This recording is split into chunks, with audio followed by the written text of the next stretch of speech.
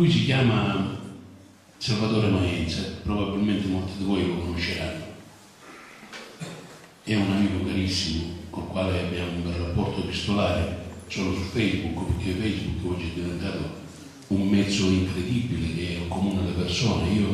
Io riesco a mantenere i contatti con 2600 amici, parlo con tutti. Il caro amico Martella, Ivan Martella, è una personalità, non abbiamo preso un tipo a caso. Io l'ho conosciuto su Facebook e con questo Salvatore abbiamo questo bel rapporto. Lui partecipa a questo memoriale,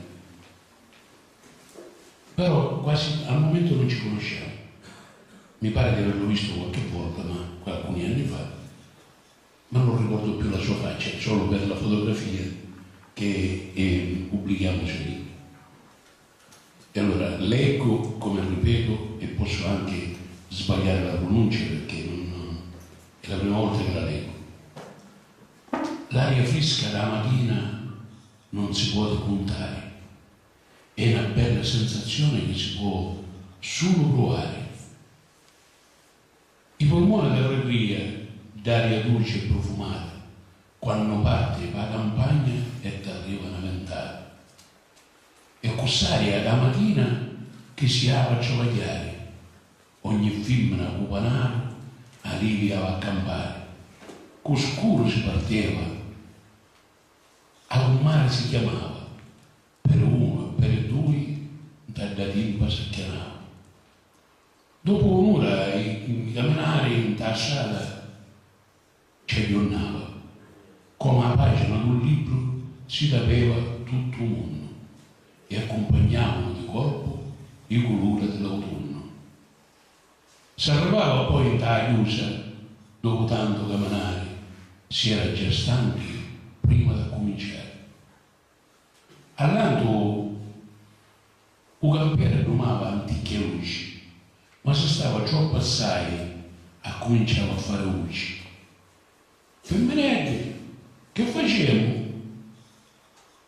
Guarda, chiacchiera alzamo, zitti e muti, ma resta, paro accampamo, di femmine a bocconi in che uno panaro, un campiere sempre al lato ci darava bruciato.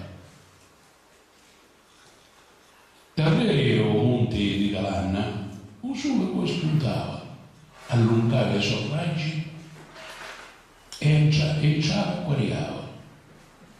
E leggio asciugava l'acquazzina da nottata e pure in mano della femmina che tutto era raffreddato. E brillavano gli rami con da riva ammonacate. L'uomo sopra porcatura cantavano frustate. Con un longo elegante si abbatteva palo palo, come grande natalini si facevano un solare. A così pure la natura pian piano si svegliava. Un schiamazzo d'umello che a conciata rallegrava.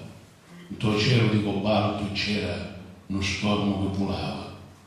Un campiere ci gridava, piccarivi ci mangiava. Un tuo mensario agitava come un pazzo. Perché certo ci rubava lì due pagioni. Quando abbiamo ero soli e suonava mangiorno, si smetteva a ciavagliare e si assettavano d'attorno.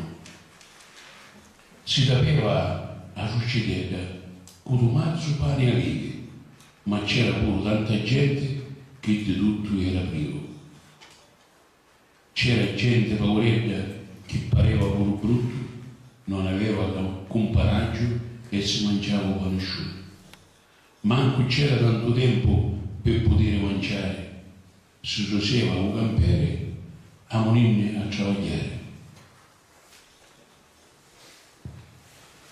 Un campiere sempre attivo si manteneva a rere, controllava con cure ogni perla di vere. Se per caso qualche coggio dall'erba si smarreva, ci gridava: "Addio, torna a re!" e spingevano e sapere, piccovizio che aviti e chi di lassari, a così dopo a Muccioni vi venite a recampare.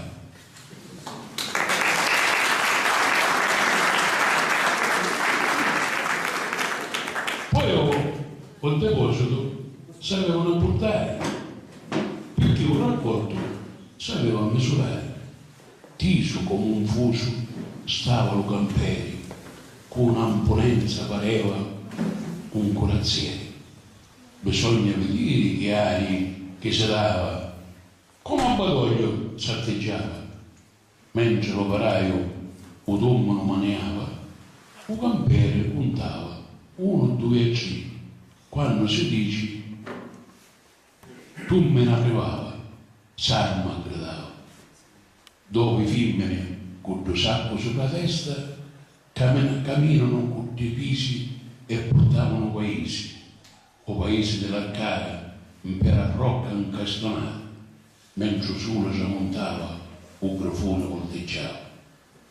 Quando suonava l'Ave Maria, o sapito si arrivava, o carro cotalini, in tasso muoia si ittava, immagini di pesa senza sosta corriavano e da rive in tempo nenti come basta immaginavano.